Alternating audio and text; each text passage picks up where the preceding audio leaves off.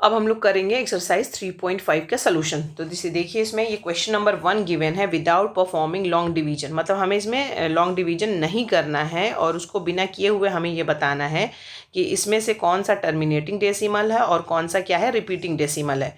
हमें अपने आंसर्स भी चेक करने हैं और आंसर्स कैसे चेक करने हैं हमें परफॉर्म करना है। अब उस आंसर चेक करने के लिए हमें लॉन्ग डिवीजन करना है कि हमने ये सही बताया कि नहीं बताया। ठीक है, तो इसमें जो रूल हम यूज़ करेंगे वो ये रूल है कि the decimal expansion of p upon q will be terminating when the prime factors of q are only 2, only 5 और बोथ 2 and 5। अगर ऐसा आएगा तभी ये पॉसिबल है कि ये टर्मिनेट होगा। तो पहला हमारे पास क्या है, पहला नंबर है हमारे पास 7/20। ठीक है, तो 7/20 को हम देख लेते हैं। तो 7/20 में जो डिनोमिनेटर है उसका फैक्टर आप देखिए क्या होता है, ये 2 10 20 होता है। तो 2 इंटू 5, तो 2 इंटू 5 10 हो गया। 2 10 हमने इसको कर लिया। अब आप इसमें देख रहे हैं कि 7/2 स्क्वायर इंटू 5। इसमें आपने क्या देखा कि 2 and 5 दोनों हैं, तो इसका मतलब ये क्या आएगा, ये हमारे पास आ जाएगा टर्मिनेटिंग। ठीक है, और 2 की कितनी है हाईएस्ट पावर, क्या है 2 की हाईएस्ट पावर हमारे पास 2 है। ओके, जब 2 की हाईएस्ट पावर 2 है तो ये डेसिमल के कितने डिजिट के बाद तक टर्मिनेट हो जाएगा, 2 डिजिट के बाद तक। अब इसको हम डिवाइड करके देख लेते हैं। अब डिवाइड करिए, 7 को जब हम 20 से डिवाइड करेंगे तो ये तो डिवाइड होगा नहीं, हमें क्या करना पड़ेगा, डेसिमल लगाना पड़ेगा और इसको एक 0 बढ़ा देंगे। तो 23 60, इसको माइनस करेंगे तो 10 आएगा, फिर एक हम 0 बढ़ा सकते हैं तो 25 क्या आ गया हमारे पास 100 आ गया। तो ये हमें मिल गया कि 7/20 क्या आ गया 0.35। अब ये हमें टर्मिनेटिंग मिल गया। ठीक है, तो टर्मिनेटिंग जब ये मिल गया तो ये कहाँ पे टर्मिनेट हो रहा है, डेसिमल के बाद 2 डिजिट पे ये टर्मिनेट हो गया। ये हमारा आंसर आ गया। ओके, अब हम देखते हैं कि इसके बाद जो नेक्स्ट है पार्ट वो क्या गिवन है, 4/15। ठीक है, तो 4/15 में अगर हम इसको ब्रेक करते हैं इसके डिनोमिनेटर को तो आ जाएगा 3 इंटू 5। तो अब आप देख रहे हैं कि ओनली 5 नहीं है, ये 5 के साथ 3 भी है, तो ये क्या हो जाएगा, ये हमारे पास आ जाएगा नॉन टर्मिनेटिंग। अब आप इसको डिवाइड करके देख लीजिए। 4 को जब हम 15 से डिवाइड करेंगे तो ये डिवाइड नहीं होगा, फिर वही डेसिमल लगा के 0 लगाएंगे। तो 15 2 30 होता है, 15 3 45 होता है। तो 2 टाइम्स ही लेकर के जाएंगे, फिर एक 0 बढ़ा सकते हैं। तो 15 6 90। अब हमारे पास क्या आ गया, 10 आ गया रिमाइंडर, फिर एक 0 बढ़ाएंगे। अब आप देख रहे हैं फिर 15 6 90, फिर 10 आएगा, फिर हम 0 बढ़ाएंगे। तो इसका मतलब कि 666 इज रिपीटिंग। तो यहाँ पे हम इसको नॉन टर्मिनेटिंग आ रहा है, तो नॉन टर्मिनेटिंग बट ये क्या है रिपीटिंग। अगर जब भी ये नॉन टर्मिनेटिंग होगा कोई भी रेशनल नंबर तो वो हमेशा क्या हो जाएगा रिपीटिंग। तो आप इसको यहाँ पे लिख सकते हैं ना कि 4/15 इज इक्वल टू 0.26 बार। ये सिर्फ 6 के बार होगा। और तो ये क्या हो रहा है, इसमें एक डिजिट हमारे पास रिपीट हो रहा है। तो ये इसके 2 पार्ट हो गए। Now come to third part, 13/250। ठीक है, इसके भी डिनोमिनेटर को अगर हम ब्रेक कर लें तो क्या आ जाएगा हमारे पास 13/250। तो ये हो गया 25 को हम लिख सकते हैं 5 इंटू 5 और 25 इंटू 10 2 इंटू 5। अब आप इसमें क्या देख रहे हैं, इसमें 2 और 5 ही हैं। ठीक है, इसके फैक्टर्स 2 and 5 बोथ। तो इसको हम क्या लिख सकते हैं, it can be written as 13/2 into 5 cube. तो इसको मैंने कैसे ब्रेक किया, 250 को हम लिख सकते हैं 25 इंटू 10। तो ऐसे हम इसको ब्रेक कर सकते हैं, मेंटली भी आप इसको कर सकते हैं 25 इंटू 10। और 25 को हम क्या लिख सकते हैं 5 इंटू 5 और 10 को हम ब्रेक करके लिख सकते हैं 2 इंटू 5। तो यही वाली चीज़ मैंने यहाँ पे डायरेक्ट लिख दी है। तो इसको अगर आप डिवाइड करेंगे तो आपको मिल जाएगा आंसर। पहले हमें विदाउट एक्चुअल डिवीजन इसको देखना है। तो अगर 2 and 5 बोथ हैं तो ये हमारे पास क्या आ गया टर्मिनेटिंग। ठीक है, और एक डेसिमल के कितने डिजिट के बाद तक टर्मिनेट हो जाएगा, 3 डिजिट के बाद तक, क्योंकि 5 की पावर क्या है हमारे पास क्यूब है। ठीक है, अब इसको डिवाइड करके हम यहाँ पे देखते हैं। अब इसको डिवाइड करिए। अब अगर हम 13 को डिवाइड कर रहे हैं 250 से, ठीक है, अब इसमें ये जो है अगर आप यहाँ पे डेसिमल लगाएं, एक्चुअल डिवीजन करना है हमें, एक 0 बढ़ा दिए हमने 130, ये भी छोटा हो गया 250 से। तो ये 0 टाइम में इसको डिवाइड करते हैं, या आप ये कह सकते हैं कि 0 लगा दे के हम एक 0 बढ़ा सकते हैं या 0 टाइम में डिवाइड कर सकते हैं। अब इसको हम कितनी बार लेकर के जाएंगे, अगर एक 0 यहाँ से हम छुपा लें, इसको डिवीजन के लिए, और एक यहाँ से हम इसको छुपा लें। हमारे पास बचा 130 को 25 से हम डिवाइड अगर करते हैं तो 25 5 होता है 125। अब इसको अगर आपने यहाँ पे लिखा, इसको इससे मल्टीप्लाई करिए, ठीक है। अगर आपको जैसे भी समझ में आ रहा है आप इसको समझ सकते हैं, ठीक है। तो इसको अगर आप इसको मल्टीप्लाई करेंगे तो आपको क्या मिलेगा, 500 25 5 125, ये आ गया 0, 10 - 5 = 5। तो एक 0 तो हम अपनी तरफ से बढ़ा सकते हैं ना, तो ये हमारे पास आ गया 25 2 50, तो यह आ गया हमारे पास 500। तो 0 को छोड़ के 25 का टेबल पढ़ के आप एक 0 बढ़ा दीजिए, इसमें आपका ये डिवीजन आ जाएगा, ठीक है। या तो आप ये कर सकते हैं, या तो आप साइड में यहाँ पे इसकी टेबल भी बहुत आराम से लिख सकते हैं। 25 की अगर आपको टेबल याद है, 25 2 50, 3 75, 4 100, तो जैसे ही आप एक 0 बढ़ाएंगे तो सब में एक 0 क्या आता जाएगा, बढ़ता जाएगा। तो ये भी एक तरीका है कि आप इसको कर सकते हैं। अब ये देख रहे हैं डेसिमल के कितने डिजिट के बाद पे ये टर्मिनेट हुआ है, डेसिमल के 3 डिजिट के बाद ये टर्मिनेट हुआ, क्योंकि 5 की पावर क्या थी हमारे पास, 3 थी। तो ये आंसर आ गया 0.052, ओके, टर्मिनेटिंग। तो ये आपने कैसे किया, एक तो रूल भी लगा दिया और दूसरा हमने क्या कर दिया, इसको एक्चुअल डिवीजन से भी हमने शो कर दिया। Question number 2, perform the long division for 1/13, identify the repeating block। जो रिपीट हो रहा है इसमें भी आप देख रहे हैं कि इसका फैक्टर जो है 2 या 5 नहीं है। Does it show cyclic properties, पहली बात साइक्लिक प्रॉपर्टीज क्या है। If you evaluate 2/13, now compute 3/13, 4/3 etcetera, what do you notice. ठीक है, तो पहले मैं निकाल लेती हूँ यहाँ पे कि 1/13 क्या होगा। तो 1/13 के लिए आपको क्या करना है, यहाँ 1 को डिवाइड करना है 13 से, ठीक है। तो सबसे पहली बात कि डेसिमल लगाएंगे, यहाँ एक 0 बढ़ा सकते हैं। 10 नहीं डिवाइड होगा 13 से, एक 13 1 ज़ा 13 होगा, तो इसको हम 0 टाइम में, या तो आप ये डिवीजन शो कर सकते हैं, 13 0 टाइम्स में 0 ही आएगा, तो रिमाइंडर 10, या आप इसको डायरेक्टली भी कर सकते हैं ये वाला स्टेप छोड़ करके, ठीक है। तो अब आपको ये करना है, अब ये 10 आ गया तो हम इसमें क्या कर सकते हैं कि अब एक 0 अपनी तरफ से बढ़ा सकते हैं, क्योंकि डेसिमल लग चुका है। तो 13 7 ज़ा 91, ठीक है, ये आ गया हमारे पास 90, ठीक है। 13 6 ज़ा, अगर हम इसको 13 6 ज़ा लेकर के जाएं, 13 6 ज़ा इज़ 78, तो ये जब हम माइनस करेंगे तो इसमें आपको मिल जाएगा 12, ठीक है, 120 आ गया, ठीक है।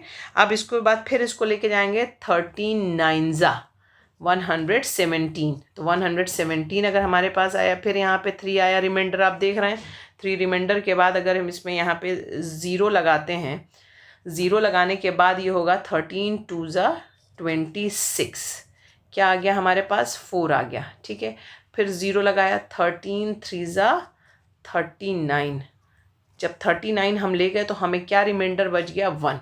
अब आप देख रहे हैं पूरा ये हमें मिल रहा है, इसमें रिमाइंडर 1 आ रहा है, तो फिर से हमें यही क्या करना पड़ेगा, अगेन सारा डिवीजन हमें करना पड़ेगा। तो ये आपने देख लिया कि यहाँ पे आ गया 0.076923, तो यही हमारा क्या हो रहा है, रिपीट हो रहा है, ये रिपीटिंग ब्लॉक है, ठीक है, ये रिपीटिंग ब्लॉक है। तो 1 आ गया रिमाइंडर, तो अगेन पूरा हमें डिवीजन दिखाना पड़ेगा। अब इसमें ये कह रहा है कि अगर आप 2/13 निकालते हैं, 3/13 निकालते हैं और 4/13 निकालते हैं, तो क्या ये साइक्लिक होगा या नहीं होगा। तो पहली बात तो मैं आपको अब इसके बाद बता दूं कि क्या है साइक्लिक नंबर। तो यहाँ पे ये देखिए, ये मैंने पहले ही लिख रखा है यहाँ पे कि the magic of cyclic numbers. तो साइक्लिक नंबर्स क्या है, यहाँ पे अगर हम 1/7 की वैल्यू निकालते हैं तो हमें मिल जाता है, आप देख रहे हैं 0.142857, फिर यही रिपीट हो रहा है, तो 142857। तो यहाँ पे 1/7 निकाला है, 2/7 निकाला, 3/7, 4/7, 5/7, 6/7। ये कैसे निकाला, अगर हम 1/7 की वैल्यू निकालेंगे डिवाइड करके तो हमें मिलेगा 0.142857, फिर उसके बाद यही क्या होगा, रिपीट होता जाएगा। फिर अगर आप इसको 2/7 निकालते हैं तो ये मिलेगा 0.285714, ठीक है। वैसे ही अगर आप 3/7 निकालते हैं तो आपको मिलेगा 0.428571। ये मैं कहाँ से बता रही हूँ, देख रहे हैं यहाँ पे ये गिवन है, ये देखिए 1 का 2 के साथ 3 के साथ, तो वही 7 आ गया, तो ये डेसिमल लग जाएगा। ओके। वैसे ही अगर आप 4/7 निकालेंगे तो आपको मिलेगा 0.571428। वैसे ही 5/7 6/7, तो आप इसको देख सकते हैं, डेसिमल हमने लगा दिया। तो what do you observe over here कि यहाँ पे ये जो डिजिट्स हैं ये एक सर्कल बना रहे हैं। कौन से वो डिजिट्स हैं हमारे पास ये डिजिट हैं 1 4 2 8 5 7। ये पूरा हमारे पास क्या बना रहे हैं, एक सर्कल बना रहे हैं। देख रहे हैं आप, ये ऐसे एक पूरा सर्कल हमारे पास बन रहा है, सर्कुलर। ठीक है, तो ये सर्कल में अगर आप देखेंगे तो ये डिजिट ऐसे ही सर्कल बनाएंगे, जैसे 1 4 2 8 5 7 आ गया, या 2 8 5 7 1 4 आ गया वैल्यू, फिर आ गई वैल्यू 4 2 8 5 7 1 आ गई, फिर वैल्यू यहाँ से शुरू हो गई 5 7 1 4 2 8, उसके बाद है 7 1 4 2 8 5, लास्ट वैल्यू जब 6 के साथ इसको 6/7 लेंगे तो ये आ जाएगा 8 5 7 1 4 2। तो यही नंबर क्या होते जा रहे हैं, यहाँ पे देखिए, यहाँ पे लिखा हुआ है the same digits simply shift in a cyclic circle. This beautiful internal structure is a hallmark of the rational number 1/7. तो यही चीज़ हमें 1/13 में भी क्या करनी है, ये दिखानी है कि ये भी साइक्लिक नंबर है या नहीं है। तो ये है मोस्ट फैसिनेटिंग जेम। क्या नंबर है ये, साइक्लिक नंबर। तो इस वजह से 1/7 को हमने क्या किया, साइक्लिक नंबर है ये। इसमें यही डिजिट्स रिपीट होते रहते हैं, जैसे आपने 1/7 निकाला, 2/7 3/7 4/7 5/7 6/7 एंड सो ऑन। तो इसको हमें चेक करना है, 1/13 के लिए हमने निकाल दिया, अब हमें चेक करना है इसको 2/13 के लिए। तो अगर 2/13 के लिए निकालेंगे तो 2 × 1/13, और 1/13 की वैल्यू है हमारे पास 0.076923। अब इसको आपको मल्टीप्लाई करके देखना है कि ये कितना आएगा।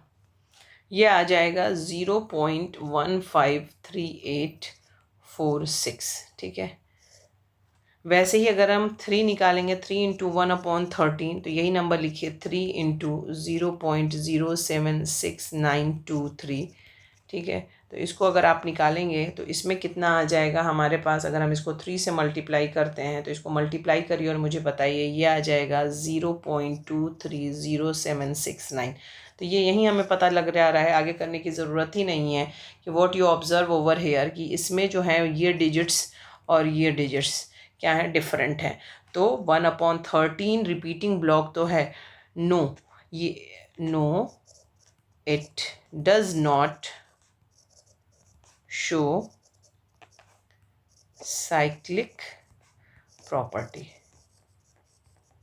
because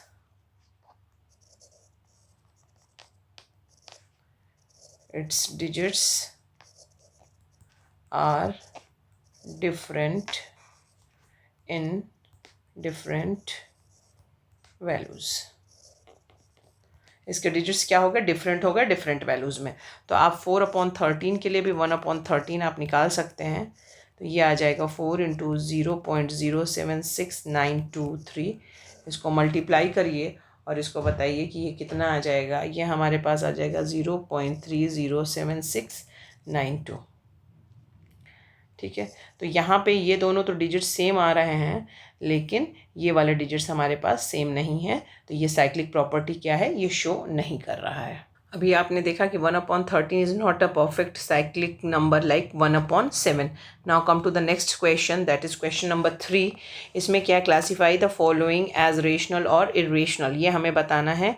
and find the explicit fractions in case they are rational. ठीक है, रेशनल अगर वो है तो हमें इसको करके भी दिखाना है। तो पहला पार्ट जो है, हमें सोल्यूशन अगर करेंगे, फर्स्ट पार्ट हमें क्या दिया है, √81। तो √81 को हम क्या लिख सकते हैं, √9 × 9। तो इसका आ जाएगा आंसर 9। तो 9 हमारे पास क्या है, रेशनल नंबर। इसको सॉल्व करके हमें दिखाना था, ये लिखा हुआ है एक्सप्लिसिट फ्रैक्शन। तो रेशनल नंबर ये हमारे पास आ गया, सॉल्व करके हमें बताना है। दूसरा हमारे पास है √12। अब अगर हम 12 को ब्रेक करते हैं तो 4 3 12 होता है। तो 2 × 2 × 3, ये अगर हम लिखेंगे तो ये आप बहुत ज़्यादा अगर आप इसको सॉल्व करेंगे तो 2√3 आएगा। तो अगर रेशनल और इरेशनल मल्टीप्लाई होते हैं तो हमें क्या मिलता है, हमेशा इरेशनल नंबर ही मिलता है। रेशनल और इरेशनल अगर ऐड होंगे तो भी इरेशनल नंबर मिलेगा। ठीक है, और रेशनल इरेशनल अगर मल्टीप्लाई होंगे तो भी हमें इरेशनल नंबर ही मिलेगा। अब थर्ड पार्ट है, ये है 0.33333। ये क्या है? इट इज़ ये नॉन टर्मिनेटिंग नंबर है। अगर ये नॉन टर्मिनेटिंग है बट ये क्या हो रहा है, आप देख रहे हैं ये रिपीटिंग है। ठीक है, अगर ये रिपीटिंग नॉन टर्मिनेटिंग है तो ये हमारे पास क्या आ गया? Rational number. तो हमें इसमें फाइंड आउट करना है, फाइंड द एक्सप्लिसिट फ्रैक्शन। तो इसका फ्रैक्शन हमें क्या आ जाएगा? ये वैसे ही है जैसे आप इसको सॉल्व कर लें कि let x is equal to 0.3 bar. एक डिजिट रिपीट हो रहा है तो इसको अगर हम 10x करें तो ये कितना आ जाएगा? 3.3 बार। इसके बाद दोनों को हमें क्या करना है? सब्ट्रैक्ट करना है। 10x माइनस x को सब्ट्रैक्ट करिए। कैसे? अगर हम इसको इक्वेशन 1 ले लें, इक्वेशन 2 ले लें, इसको हमने क्या किया? 10 से मल्टीप्लाई करके हम इक्वेशन 2 मिली थी। अब इक्वेशन 2 माइनस इक्वेशन 1 अगर हम करते हैं तो हमें क्या मिल जाएगा? ये आ जाएगा हमारे पास 9x, सब्ट्रैक्ट करिए 3 आ जाएगा। इससे पहले वाली वीडियो में मैं बता चुकी हूँ कि इसको कैसे सॉल्व करना है। तो इस एक बार और इसको कर देते हैं। इसको 3 से डिवाइड करिए न्यूमरेटर और डिनोमिनेटर। तो ये क्या आ गया? हमारे पास आ गया 1/3 विच इज़ इक्वल टू 0.3333। तो ये इसमें कह रहा था ना कि इसको एक्सप्लिसिट फ्रैक्शन में चेंज करके आपको बताना है कि क्यों है ये। तो एक रीज़न तो यहाँ पे ये आ गया कि if it is non terminating but repeating, तो ये क्या है? सीधे सीधे रेशनल नंबर है। लेकिन अगर इसको सॉल्व करके दिखाना है तो this is the way that we can get its answer. अब आप देखिए कि हमें फोर्थ पार्ट में इसमें क्या गिवन है। फोर्थ पार्ट में हमारे पास है 0.12345, फिर है 12345, 12345 एंड सो ऑन। तो इसमें आप क्या ऑब्जर्व कर रहे हैं कि ये जो डिजिट है 12345 ये रिपीट हो रहा है। तो इसको हम कैसे लिख सकते हैं? 0.12345, ये पूरा ब्लॉक हमारे पास क्या है? रिपीट हो रहा है। ठीक है, तो ये भी हमारे पास क्या आ गया? It is non terminating but repeating, terminating but repeating. तो सीधे सीधे अगर ये नॉन टर्मिनेटिंग है और रिपीटिंग है तो ये हमारे पास क्या है? It is a rational number, rational number. ठीक है, तो इसको अगर हम इसको सॉल्व करना चाहें तो ये हमारे पास सीधे सीधे ये आ सकता है। इसकी एक ट्रिक भी होती है, अगर सारे के सारे इसमें डिजिट रिपीट हो रहे हैं तो इसको हम डायरेक्ट भी लिख सकते हैं। ये इसको it can be written as 1 2 3 4 5। तो यहाँ पे आ जाएगा 9 9 9 9 एंड 9, 5 टाइम्स 9 आ जाएगा। जैसे कि यहाँ पे 3 3 रिपीट हो रहा था तो 3 अपॉन एक सिंगल डिजिट 9 आया था, तो यहाँ पे आ गया 1 2 3 4 5 अपॉन 9 9 9 9। अब आप इसको चाहें तो सॉल्व कर सकते हैं, जैसे कि ऊपर हमने क्या किया है, इसको सॉल्व कराया है। तो ये हमारे पास क्या आ गया? रेशनल नंबर आ गया। इसके साथ ये आ गया, रेशनल नंबर आ गया। ये इसके क्या है? ये इसके इक्वल हो गया। फिफ्थ पार्ट है इसका 1.01 001 0001 00001 एंड सो ऑन। तो अब आप इसमें क्या देख रहे हैं? You observe over here. पहले तो कि यहाँ पे एक ज़ीरो है, फिर 2 ज़ीरो, नंबर ऑफ़ ज़ीरोज़ बढ़ते जा रहे हैं। यहाँ पे 3 ज़ीरोज़ 4 ज़ीरोज़ 5 ज़ीरोज़। तो यहाँ आप देख रहे हैं कि यहाँ पे कोई number of blocks, number of digits या ब्लॉक ऑफ डिजिट्स आप इसको कह सकते हैं, block of digits are not repeating. तो यहाँ पे लिख लीजिए block of digits are not repeating. एक पूरा ब्लॉक ऑफ डिजिट रिपीट होना चाहिए, जैसे कि ऊपर वाले क्वेश्चन में हमने देखा कि 1 2 3 4 5 रिपीट हो रहा है। तो ये हमारे पास क्या आ गया? ये हमारे पास आ गया इरेशनल नंबर। क्यों आ गया ये irrational number? Because it is non terminating and non repeating. Repeating का मतलब एक ब्लॉक ऑफ डिजिट्स होता है जो कि रिपीट होता है, नॉन रिपीटिंग। ठीक है, तो ये हमारा फिफ्थ पार्ट हो गया। Now come to sixth part. इसमें नंबर दिया हुआ है 23.56018561223987479012 तो अब ये देख रहे हैं, ये यहाँ पे इसके आगे कुछ भी नंबर नहीं गिवन है, इसके आगे dash dash dash it is not written. तो ये सीधी सी बात है, ये क्या हो गया? टर्मिनेटिंग हो गया। तो कोई भी डेसिमल प्लेस अगर वो टर्मिनेट करता है तो वो क्या होता है? हमारे पास रेशनल नंबर। और अगर इसको हम फ्रैक्शनल की फॉर्म मतलब कि अगर P/Q की फॉर्म में लिखे तो अब देखिए डेसिमल के बाद कितने डिजिट्स हैं इसमें, 1 2 3 4 5 6 7 8 9 10 11 12 13 14 15 16 17 18 19 20 21। तो ये आ जाएगा हमारे पास 21 0 आ जाएगा इसमें। 8 5 6 1 2 2 3 9 8 7 4 7 9 0 1 2 0। ठीक है, अब इसमें देख लीजिए जितने भी हैं 1 2 3 4 5 6 7 8 9 10 11 12 13 14 15 16 17 18 19 20 21। ये हमारे पास टोटल 21 ज़ीरोज़ आ गए। अब इसको आप चाहिए तो कैंसिल करके सॉल्व भी कर सकते हैं, क्योंकि ये ज़ीरो से ज़ीरो क्या हो जाएगा हमारे पास, कैंसिल हो जाएगा। तो ये ऐसे ही रहने दो, ये आ गया हमारा P/Q के फॉर्म में आ गया, बस ये हमारा रेशनल नंबर हो गया। It is done. Question number 3। In this question, what we have to do, the number 0.9 bar, which means 0.9999 is a rational number using algebra. ये हमारा जो मेथड है वो गिवन है, and subtract explain why 0.9 bar exactly equal to 1।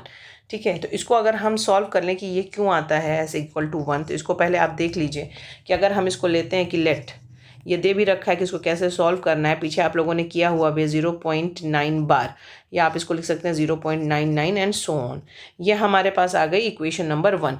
इसको 1 number is repeating, तो इसको 10 से मल्टीप्लाइंग करेंगे तो ये आ जाएगा 9999 लाइक दिस। तो this can be written as 9.9 bar. तो इसको आपने लिख लिया इक्वेशन 1 और इक्वेशन नंबर 2। तो इस टाइप के क्वेश्चन को सब्ट्रैक्ट करना पड़ेगा, equation 1 from equation 2। Subtract equation 1 from equation 2। इसमें सब कुछ दे रखा है इस क्वेश्चन, बस आपको एक्सप्लेन करना है वाई इट इज़ सो। तो जब आप इसको सब्ट्रैक्ट करेंगे इन दोनों को तो आपके पास आ जाएगा 9x इज इक्वल टू, इसको सब्ट्रैक्ट करेंगे तो 9 आ गया, तो यहाँ से x की वैल्यू क्या आ गई 1, विच शोज़ दैट x को हमने लिया था 0.9 बार विच इज़ इक्वल टू 1। तो ये इसमें रीज़न पूछ रहा है कि ये ऐसे क्यों, क्योंकि 0.9 बार, इसमें 9 क्या है, टिल इनफाइनाइट हमें निकालना है 99999। तो ये 0.9999 and so on, it is very close to 1। अब इसके बीच में कोई भी जो है नंबर नहीं आता है, 0.9999 और 1 के बीच में कोई भी नंबर नहीं है, देयर इज नो गैप। तो ये very close to 1, that's why we can write down 0.9 bar is equal to 1। इसको हम लिख सकते हैं and we can write 0.9 bar is equal to 1। इसको अगर आप चाहें तो ऐसे भी समझ सकते हैं कि अगर हमारे पास ये पैसे हैं 0.9999, 0.99 ही अगर है तो वो 1 रुपी ही हो जाता है हमारे पास, या 99 रुपीज़ अगर हमारे पास है तो उसको 100 कर देते हैं, या 99 रुपीज़ 99 पैसा है तो वो हमारे पास क्या हो जाता है 100 हो जाता है। तो ये बहुत क्लोज आ गया, वेरी मच क्लोज टू 1। तो इस वजह से इसकी वैल्यू क्या आ जाती है हमारे पास 1 आ जाती है।